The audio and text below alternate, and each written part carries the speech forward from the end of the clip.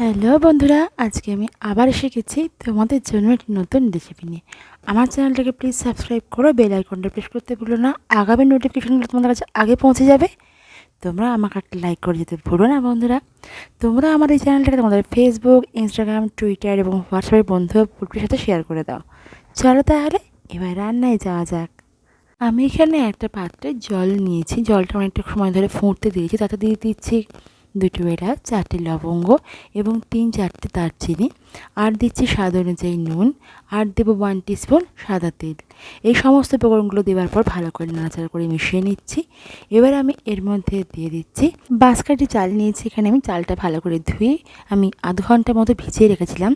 তারপর চালটা জল থেকে ছেঁকে নিয়ে এর মধ্যে আমি দিয়ে দিচ্ছি। ফুটন্ত অবস্থায় জলটা থাকবে, তারপর চালটার মধ্যে দিতে হবে এবং এই চালটা মাঝে মাঝে নাড়াচাড়া করে দেখে নিতে হবে। এখানে কিন্তু চালটা 75% পর্যন্ত আমি হতে দিয়েছি। দেখো আমার চালটা আমার একটু সেদ্ধ হয়ে 75% মতো প্রায় হয়েই গেছে। এই পর্যায়ে আমি এখানে চালটাকে জল ঝরিয়ে নেব। এদিকে দেখো গ্যাস ওভেনে আমি একটা বড় পাত্র নিয়ে নিয়েছি। এটা আমার স্টিম কুকার। যেহেতু বিরিয়ানিটা আমি দমে বানাবো তাই আমি এই পাত্রটা ব্যবহার করছি। বাট তোমরা চাইলে কিন্তু যে কোনো অ্যালুমিনিয়ামের বড় পাত্র ব্যবহার করতে পারো। এখানে আমি নিয়ে নিলাম সাদা তেল বেশ কিছুটা পরিমাণে। তেলটা সামান্য গরম হয়ে গেলে এবার আমি এখানে দিয়ে দিচ্ছি 2 টেবিল স্পুন ঘি। ঘিটাকেও আমি একটু গরম হতে দেব। ঘিটা গরম হয়ে গেলে এবার আমি এর মধ্যে দিয়ে দিচ্ছি কিছু শুকনো উপকরণ, শুকনো লঙ্কা, দারচিনি, এলাচ আর লবঙ্গ। এগুলো দিয়ে আমি সামান্য নাড়াচাড়া করে নিচ্ছি একটু। এবার আমি এর মধ্যে দিয়ে দেবো পেঁয়াজ কুচি। আমি এখানে 6টা বড় সাইজের পেঁয়াজ কুচিয়ে নিয়েছি। পেঁয়াজটা একটু ভালো করে চিড়ে চিড়ে মতো করে কুচিয়েছি। সমস্ত পেঁয়াজটা এখানে দেওয়ার পর আমি এবার এখানে দিয়ে দিচ্ছি আদা ও রসুন পেস্টটা। এটা দেওয়ার পর আমি আবার ভালো করে সমস্ত উপকরণগুলো ভাজতে থাকবো। এখানে পেঁয়াজটা প্রায় আমার ভাজা হয়ে এসেছে। আমি এই পর্যায়ে এখানে দিয়ে দিচ্ছি টমেটো ও কাঁচা লঙ্কা। ঝালটা তোমরা যে যার ইচ্ছে অনুযায়ী কমিয়ে বা বাড়িয়ে নিও। আমি এটাকে ভালো করে নাড়াচাড়া করে নিয়েছি। টমেটোগুলো ভালোভাবে নরমও হয়ে গেছে। আমি এবার এখানে এই পর্যায়ে দিয়ে দিচ্ছি স্বাদ অনুযায়ী নুন। নুনটা দেওয়ার পর আমি আবার এটাকে ভালো করে নাড়াচাড়া করে নেব এবং ভালোভাবে মিশিয়ে নেব। এটা মেশানো প্রায় আমার কমপ্লিট। আমি এবার এখানে এই পর্যায়ে দিয়ে দিচ্ছি 3 টেবিল স্পুন মতো টক দই। এবার আমি সমস্ত উপকরণ এবং মশলা ও দই সহকারে ভালো করে মিশিয়ে নিচ্ছি এবং মশলাগুলো ভালোভাবে কষিয়ে নিচ্ছি।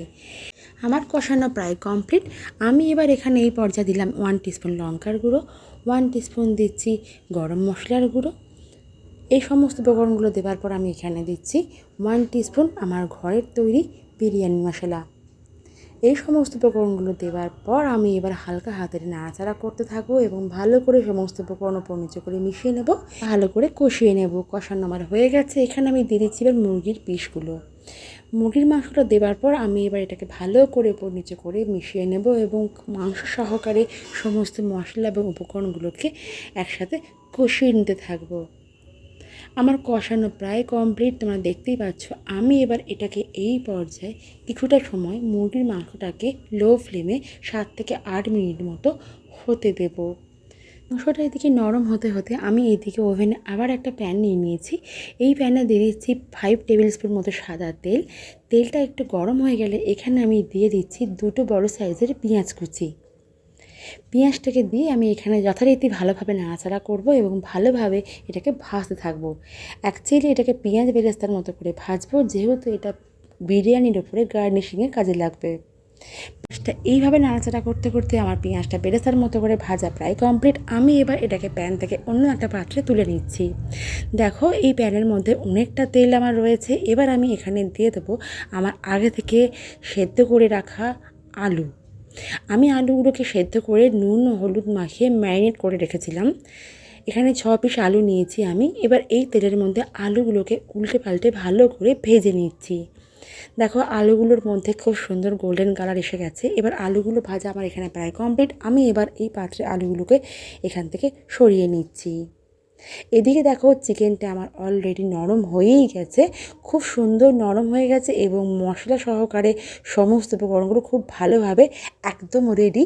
এই পর্যায়ে আমাকে এবার এখানে দিয়ে দিতে হবে আমার আগে থেকে 75% সেদ্ধ করে রাখা যে চালটা জল ঝরিয়ে রেখেছিলাম, সেই চালটা আমি এবার এখানে অ্যাড করে দেব।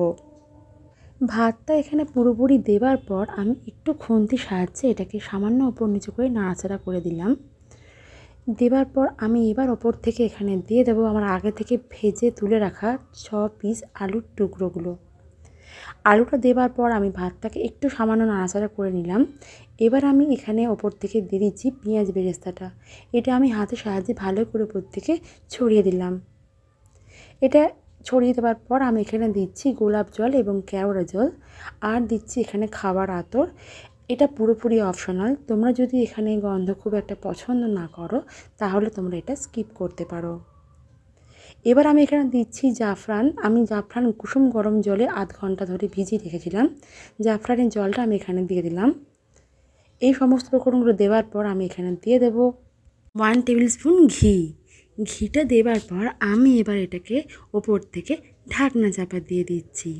ঢাকনা দিয়ে এটাকে আমি দমে রাখবো একদম লো ফ্লেমে 10 থেকে 12 মিনিট মতো।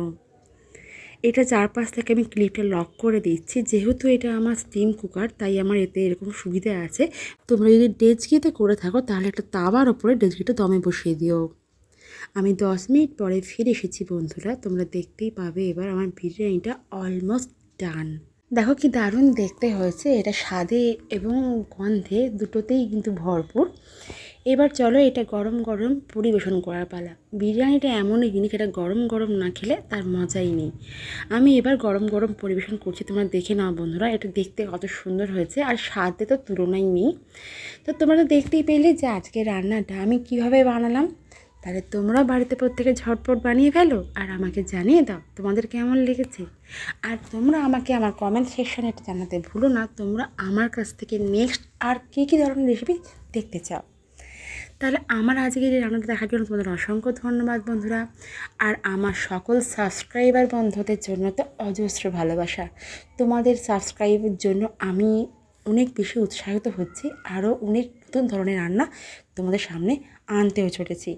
তাহলে আমি আবার ফিরবো তোমাদের জন্য নেক্সট আরও নতুন কোনো একটা রেসিপি নিয়ে। আজকের মতো টাটা।